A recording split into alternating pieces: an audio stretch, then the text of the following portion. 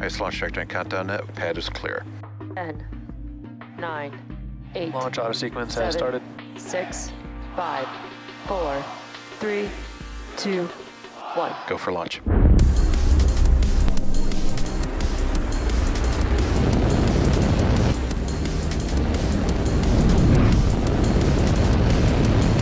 Vehicle is supersonic.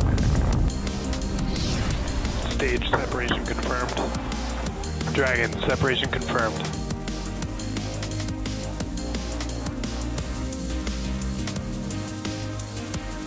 Stage 1 is transonic. Landing legs have deployed.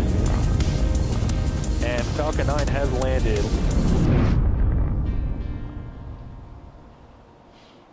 You're looking at a live view of Falcon 9 set to lift off in just about 7 minutes from now. Welcome to our 18th launch of the year and 45th Starlink mission overall. My name is Ian McCullough, and I'm a sales manager here at SpaceX. I'll be your host today as we follow Falcon 9's launch from Florida's Kennedy Space Center, Launch Complex 39A, the same launch pad that we launched NASA's Crew 4 mission from a little over a week ago. Starlink is a satellite internet constellation designed and manufactured by SpaceX. It provides high-speed, low-latency internet to people living in remote and rural locations around the globe. Our launch today will be taking 53 Starlink satellites into low Earth orbit, also referred to as LEO. And start We've got one of our shorter webcasts today, with live coverage ending just after first stage landing and second engine cutoff. Payload deploy is scheduled to occur at T plus 54 minutes after liftoff, and we'll confirm deployment of our Starlink satellites via SpaceX's social channels, so be sure to keep an eye out for that. If for some reason we don't launch today, we have a backup opportunity on Saturday, May 7th at 5:20 a.m. Eastern.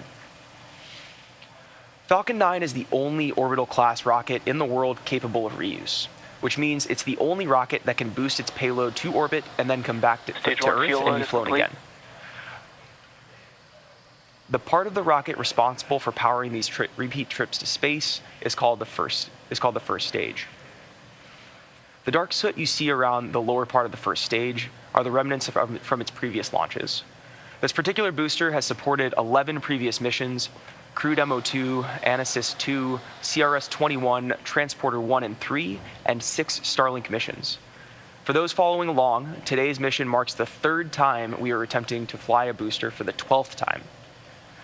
Although the number 9 in Falcon 9 references the 9 engines on the first stage, there are actually 10 engines on the rocket. The 10th engine powers the second stage, which is the portion of the rocket you see on your screen there. While the first stage powers us out of the Earth's atmosphere and into space, the second stage takes the satellites to their targeted drop-off orbit. After the first and second stages separate, the second stage will ignite its single Merlin vacuum engine to carry our satellites to low Earth orbit. Though very similar to the Merlin 1D engines on the first stage, the Merlin vacuum engine has a larger nozzle that allows the second stage to perform better in the vacuum of space. The Starlink satellites are housed at the very top of the rocket in a structure known as the fairing, right there. The job of the fairing is to protect the Starlink satellites until we reach the vacuum of space, and at that point we will jettison the fairing halves and attempt to retrieve them once they return to Earth. One of the fairing halves today, protecting our Starlink satellites today, will be flying for its 3rd time, while the other fairing half is flying for its 6th time. We have some experienced fairing halves for this mission. And if you're familiar with SpaceX, you'll know that that reusability is one of our top priorities, as it is key to reducing the cost of space access for all of us. Present for strong back retract. The strong back retract. Following fairing deploy and stage separation, we will be attempting to recover the first stage for a 12th time on our drone ship, a shortfall of Gravitas.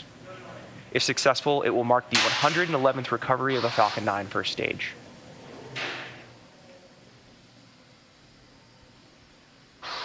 And the clamp arms are opening up. You just saw the strong back start to open its clamp arms, located right under the fairing there, just below the numbers on your screen. A strong back is part of the transporter erector, or TE. We use it to roll the rocket out to the pad and raise it to its vertical launch position. The transporter erector also routes the vehicle's fluids, power, and telemetry umbilicals from the ground systems to the rocket and satellites until Falcon 9 goes on internal power and clears the pad. If you follow SpaceX, you'll know that it has been a very busy year for us so far. As I mentioned earlier, today's mission marks our 18th launch of the year. With reuse enabling our increased launch cadence, we've been able to support 1 launch per week on average. In April alone, we had a total of 6 launches, including 2 human spaceflight launches with AX-1 and Crew 4. Stage 1 lock load complete. Heard the call out for LOX load complete there. While Crew 4 just started their 6-month mission aboard space station, the AX-1 crew returned home at the end of last month. And late last night, SpaceX brought NASA's Crew 3 astronauts safely back to Earth after spending 177 days in space. During this time, they orbited the Earth 2,832 times and traveled 75,060,792 statute miles. While on the ISS, NASA astronauts Rajachari, Tom Marshburn, Kayla Barron, and ESA astronaut Matthias Maurer saw 8 vehicles arriving on station, 3 of which were Dragon vehicles. Crew 3 saw the arrival of CRS-24, Axiom-1, and of course, Crew 4. We're happy to have the Crew 3 back home. We hope they had a successful journey, and we cannot wait to hear more about their trip. And we're seeing no signs of slowing down soon. In the past 12 months, we've added more than 40 commercial missions to our manifest that will launch in the next couple of years. And that's without any transporter or Starlink launches, so be sure to keep an eye out on our social channels for the latest SpaceX news. Stage 2 lock load complete. With just 2 minutes left to go, Falcon 9 is moving on to the final stages of countdown. We just heard that second stage LOX loading is complete, and we're about a minute out from the first stage taking over the launch countdown and going into an automated sequence. You can see those white clouds hanging out around the vehicle. It's chilled gas above the LOX tank, a liquid surface as we vent overboard to maintain pressure in the tank as needed. When the gas comes into contact with the warm Florida air, the humid, moist air condenses into clouds of water.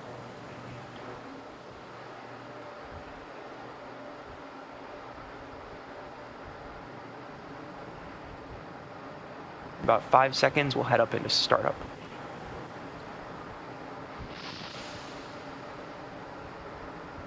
Falcon 9 is in startup. We heard the call out for startup. Let's listen in for the launch director to give go, or final go for launch.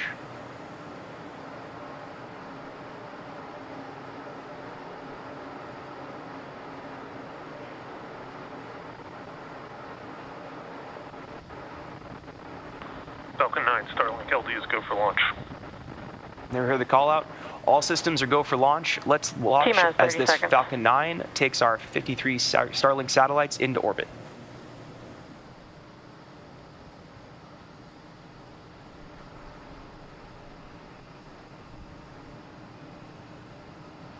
T-minus 15 seconds. 10, 9, 8, 7, 6, 5, 4, 3, 2, 1, 0. Ignition and liftoff.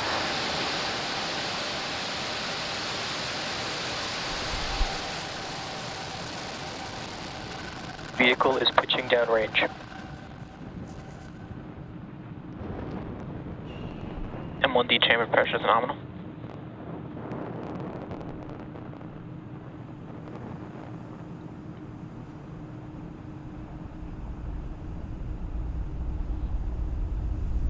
And Falcon 9 has successfully lifted off from Launch Complex 39A, carrying our 53 Starlink satellites.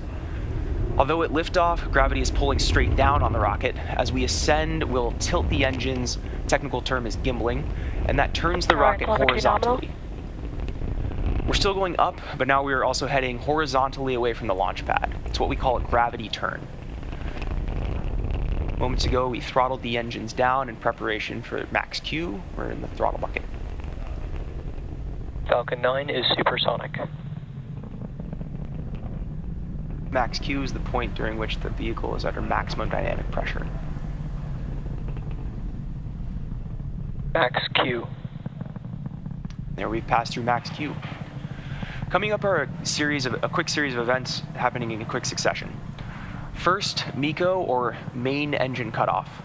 This is where the 9 Merlin engines on the first stage shut off to slow the vehicle down in preparation for the next milestone, stage separation. This is where the first stage separates from the second stage. Start event back chill. As the first stage starts to make its way back to Earth for landing, the second stage continues its journey with SES-1, or Second Engine Start 1. This is where the single Merlin vacuum engine on the second stage lights up and propels the second stage along with the Starlink satellites into orbit. About 30 seconds out from that MECO.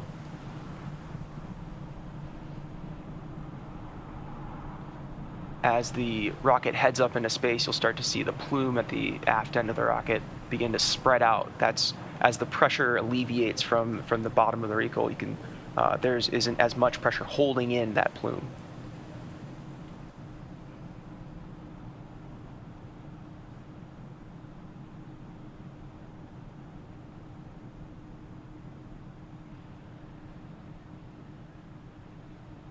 There we saw main engine cut off. Call out for MECO. Stage separation confirmed.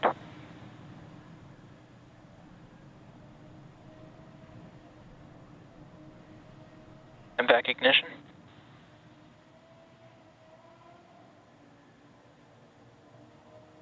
Bearing separation confirmed. And we just saw main engine cutoff, stage separation, second engine startup, and fairing deploy. With the fairing halves separated, the satellites are now exposed to the vacuum of space above the second stage of the rocket on the right-hand side of your screen there. While the second stage is doing its job, the first stage is coming back home to Earth and will execute 2 burns. The first is the entry burn. It's a 3-engine burn that helps to slow the stage down. The second burn is the landing burn. It's a single-engine burn that helps bring the vehicle speed down rapidly in order to land on our drone ship a shortfall of gravitas, which is the equivalent to a size of a football field. If you're just joining us, we had a successful Both liftoff. vehicles are on nominal trajectories.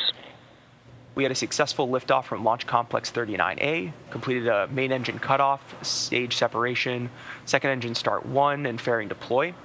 And now the second stage is taking our 53 Starlink satellites to their targeted drop-off orbit in low Earth orbit, while the first stage is making its way back home for the 12th time. On the left side of your screen there, the first stage is descending. Acquisition of signal, Bermuda. The Falcon 9 first stage is equipped with 4 landing legs made of carbon fiber with aluminum honeycomb. These are placed symmetrically and stowed at the base of the vehicle and deployed just prior to landing. Also on the left-hand side here, you'll see the Falcon 9 is also equipped with 4 hypersonic grid fins, 2 of which are in view. These are positioned near the top of the first stage and the base of the interstage. Stage 1 is using nothing but the grid fins for steering as it makes its return to Earth until we light the center engine for landing. Then we can gibble the engine and guide the stage. The grid fins orient the rocket during re-entry and then guide the rocket during descent. Also look out, you may see some puffs, some white puffs on the left side of the screen. Those are nitrogen gas bursts for attitude control.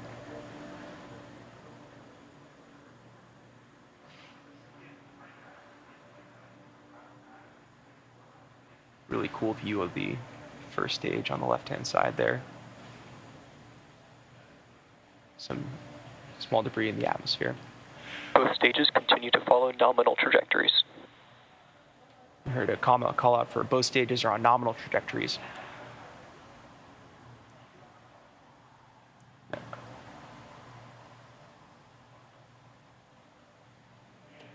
As we come up on the start of entry burn in about 40 seconds here, just a reminder that that's a 3-second burn meant to slow the first stage down as it hits the thicker parts of the Earth's atmosphere.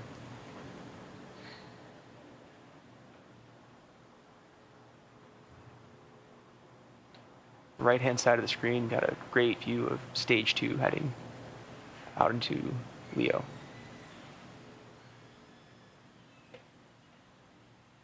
Is that sunrise on the left-hand side of the screen there?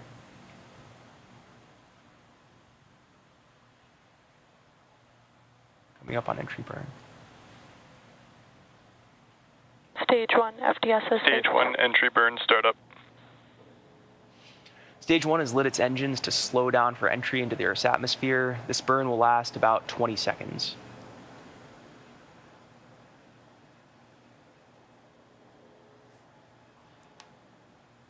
Stage 1 entry burns shut down.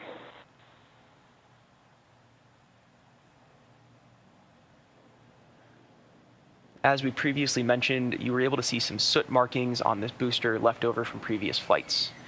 Here's a quick explanation of how that soot forms. The rocket-grade kerosene RP1 is used to fuel Falcon 9 as a carbon-based fuel. When the fuel burns, it generates soot. And because re-entry occurs engines first, the booster flies through its own plume, which then deposits the soot on the outside of the rocket. Both vehicles are on nominal trajectories.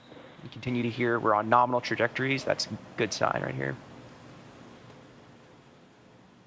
As we come up on landing, you'll be able to look potentially and see some of that soot sticking to the cameras. As I mentioned before, reusability is one of our top priorities because as it's key to reducing the cost of space access for all of us. By reusing the high-cost components of the rocket, Stage 1 transonic. including the first stage and the fairings, we lower the overall launch cost to just the new components and the fuel and oxidizer.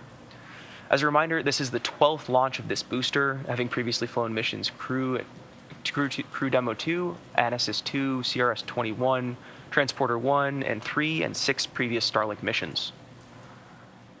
Just a moment here, we'll be coming up on landing burn.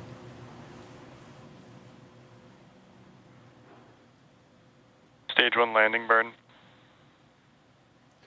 So stage 1 has begun its landing burn. This is its final burn before touchdown to land on the drone ship. This burn lasts about 20 seconds as well. I'll look at that a clear view. Landing leg deploy.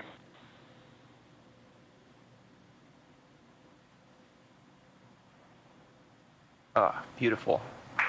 Stage 1 landing confirmed. And stage 1 has successfully landed on our drone ship, a short fall of gravitas. This is the 111th Stage 2 recovery of a FTSA. Falcon 9 first stage booster.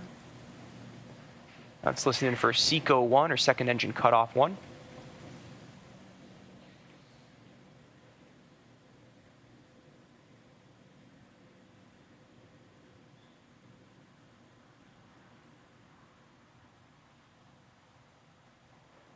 SECO.